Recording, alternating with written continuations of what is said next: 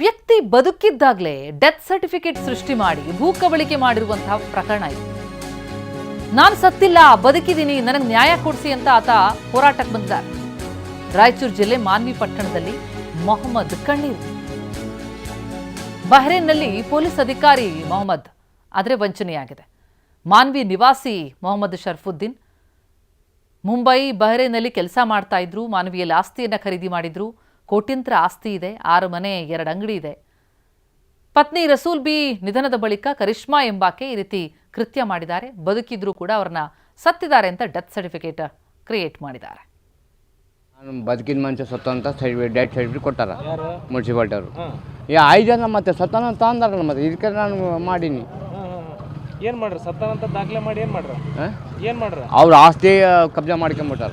ಈಗ ಅಧಿಕಾರಿ ತಮ್ಮ ಹೆಸರು ಮಾಡಿಸಿಬಿಟ್ಟಾರ. ನೀನು ಯಾರಂತ ಅಂತಾರ ಅವ್ರು. ಅಲ್ಲಲ್ಲ, ಈಗ ನಾನು ಅದಿನಲ್ರಿ, ಮತ್ತೆ ಈಗ ನಾವು ಸತ್ತಾನಂತ ಅವ್ರಿಗೆ ಏನು ಆ್ಯಕ್ಷನ್ ತಗೋ, ಏನು ಕೇಳವಲ್ರು, ಮಾಡವಲ್ರು. ತಮ್ಮ ಮನಸ್ಸಲ್ಲಿ ತಾವು ಮಾಡ್ಕೊಂಡಾರ ಅವ್ರು. ನೀವು ಭೇಟಿಯಾಗಿ ನಾನೇ ಏನಂತಾರ ಅವರು? ಏನಂತಾರೆ ನೀವು ಹೋದ್ರ ಅವರು? ಏನು ಅನ್ನವಲ್ರು, ಏನು ಬಿಡವಲ್ರು. ಹೋಗ್ರಿ, ಆ ಕಡೆಗೆ ಹೋಗ್ರಿ ಅಂತಾರ ಅವ್ರು. ಸಾಯಿರ್ ಅಂತಾರ. ಪೊಲೀಸ್ ಕಂಪ್ಲೇಂಟ್ ಹೋಗಿತ್ತಲ್ಲಿ? ಪೊಲೀಸ್ ಕಂಪ್ಲೇಂಟ್ ಮಾಡಿದ್ವಿ, ಎಲ್ಲ ಮಾಡಿದ್ವಿ. ಕೇಳವಲ್ರು. ಕೋರ್ಟ್ನಾಗ ಏನು ಹೇಳಿದ್ರಿ?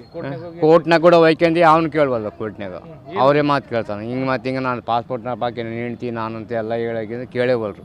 ನಾನು ಬದುಕಿನ ಮನುಷ್ಯ ಸತ್ತ